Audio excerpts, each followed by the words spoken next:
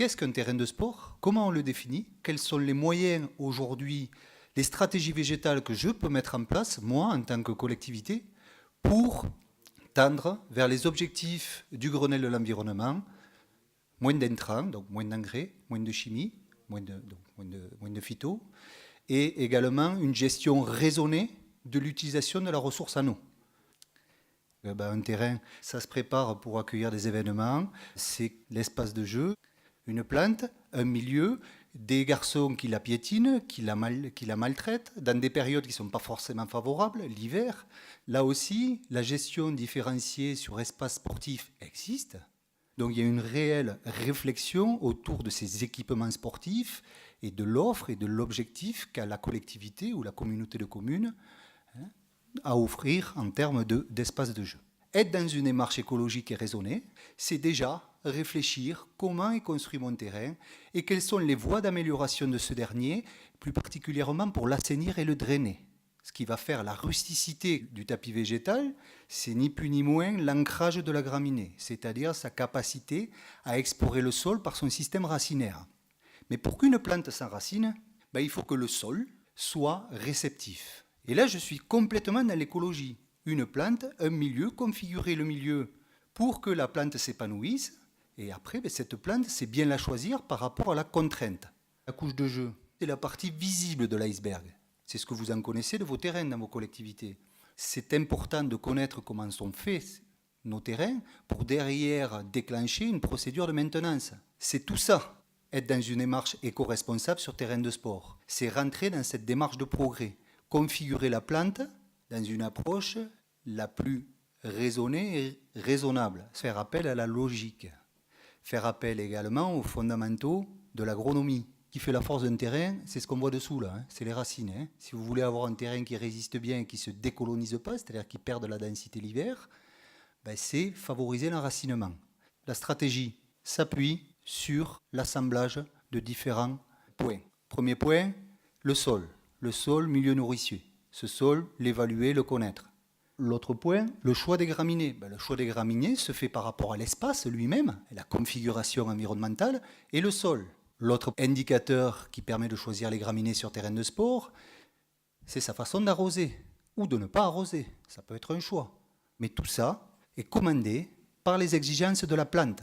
C'est bien là le discours, c'est que le végétal est au cœur du système.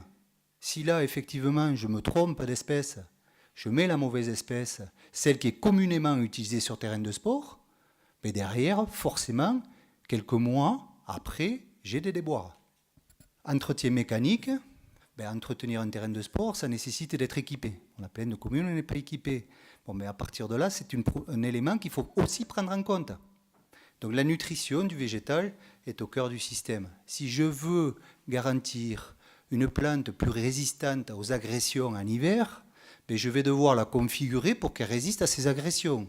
Au cœur du système, la gestion de l'eau. Quand on veut rentrer dans une démarche éco-responsable, c'est mieux arroser.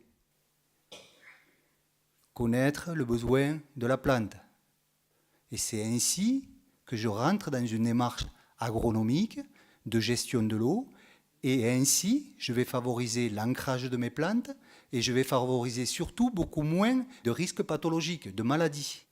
Critères de choix. Quelle graminée? Pour quel espace? Pour quel usage?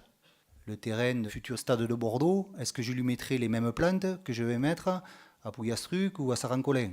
C'est les questions qu'on se pose. Et pour autant, c'est souvent les mêmes. Mais après, ce qui va changer, c'est la façon dont on les manage.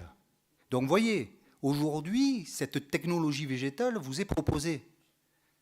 Tout ça est très bien encadré. La sélection est au cœur du système. Adapter le végétal à son milieu.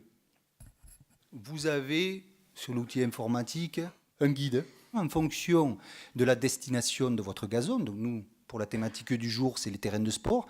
Je vais chercher dans l'usage sport, au sein d'une même espèce, donc là on voit c'est les règles anglais, les critères qui me correspondent.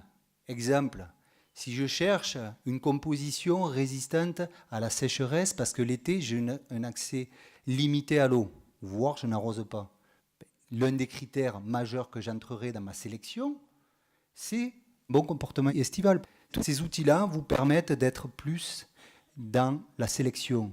Choisir les plantes, choisir les espèces en fonction de leur usage. Donc, en terrain de sport, le rôle du gazon et du végétal est essentiel. Du coup, il ne faut pas galvauder son choix. Et pour terminer, effectivement, ce modèle de développement écologique et raisonné sur terrain de sport existe. Ce modèle s'appelle pelouse sportive écologique. On a pondu un cahier des charges. Ce cahier des charges est abrité dans une démarche qui s'appelle pelouse sportive écologique. Cette démarche est inscrite dans la stratégie nationale du développement durable, dans le défi numéro 6, biodiversité. Okay, donc vous voyez bien que terrain de sport et biodiversité, il y a des actions. Un équipement sportif ne doit pas être une barrière à la biodiversité. Mais aujourd'hui, on est capable de faire ça, vous êtes capable de faire ça, sans problème. Ici, centre d'entraînement du Stade Toulousain, équipement sportif, rugby, 100% de l'espace, c'est zéro phyto, depuis 4 ans. Et pour autant, c'est les pros, ils ont quand même des exigences. Et si la pelouse part à volo chaque fois qu'il faut une mêlée, je pense que certains ne seraient pas très contents. Donc tout ça pour vous dire que c'est possible, et c'est possible à toute échelle, à condition d'être dans une démarche transversale, dans une démarche intégrée, dans une démarche qui fait appel aux fondamentaux de l'agronomie et au bon sens.